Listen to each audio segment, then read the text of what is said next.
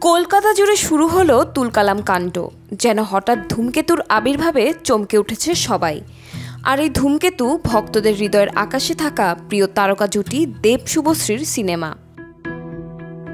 মুক্তি পেয়েছে কৌশিক গাঙ্গুলি পরিচালিত বহু প্রতীক্ষিত সিনেমা ধূমকেতু, যার উন্মাদনায় এখন কলকাতা জুড়ে। ছবি মুক্তির আগে গতকাল নৈহাটির ঐতিহ্যবাহী মন্দিরে বিশেষ পূজার আয়োজন করেন ধূমকেতু টিম। সেখানে ম্যাচিং লাল পাঞ্জাবি আর শাড়িতে দেখা যায় দেব শুভশ্রীকে। প্রিয় জুটিকে এক নজর দেখার জন্য কলকাতার সেই মন্দিরের সামনের রাস্তায় জড়ো হয় কয়েক হাজার ভক্ত। সেই সব দৃশ্য এখন সোশ্যাল মিডিয়ায় ভাইরাল। তারই মধ্যে জানা যায়, বাংলা সিনেমার সবচেয়ে বেশি অগ্রিম বুকিং দিয়ে রেকর্ড করেছে ধূমকেতু। মুক্তির আগেই 100রও বেশি হাউসফুল এবং সব শোই প্রায় ফুল হয় ছবিটির। এ খবর জানিয়ে দেব লিখেছিলেন, ঝড় এসে গেছে, আপনি কি প্রস্তুত? দর্শকের অপেক্ষা, উন্মাদনা আর ভালোবাসা না থাকলে ধূমকেতুর সাফল্য এমন গগনচুম্বী হতো না। ধূমকেতু আজ ইতিহাস করল।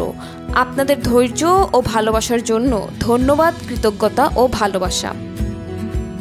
2015 সালে ধূমকেতু ছবিটি করতে গিয়েই দেব শুভশ্রীর প্রেম ভেঙে যায়।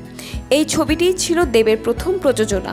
ফলে ছবিটির পুরো কাজ না করেই বেরিয়ে আসেন শুভশ্রী।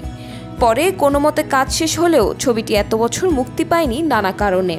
অবশেষে প্রিয় জুটিকে 10 বছর পর একসঙ্গে পর্দায় দেখার আগ্রহই ছবিটিকে এত বড় সফলতা এনে দিয়েছে।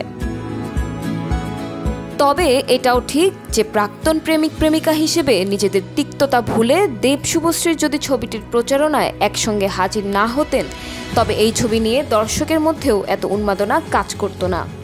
সেদিক থেকে দুই তারকাই পেশাদারিত্বের পরিচয় দিয়েছেন, যা দেখে অনেক ভক্ত আবার মনে মনে ভাবছেন, ইস, আবার যদি এই জুটি এক হয়ে যেতেন।